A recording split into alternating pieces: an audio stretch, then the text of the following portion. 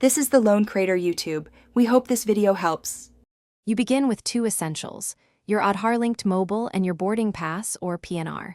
Open the Digiyatra app or approach the airport kiosk. Once done, choose check-in and enter your PNR. The app will fetch your reservation and prompt Aadhaar consent.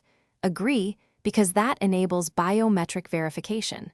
Make sure location and camera permissions are on so the process can capture a live selfie for matching. This first step links your identity to the flight quickly and securely, so don't skip permission. Next, you complete biometric verification. The app guides you through a live selfie. Follow prompts, position your face in the frame, and avoid harsh backlight.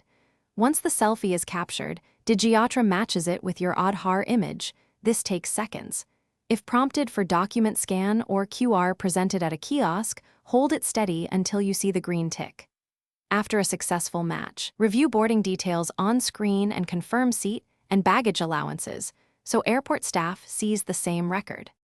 To finish, retrieve your digital boarding pass and the Digiyatra token, save a screenshot or add it to your wallet.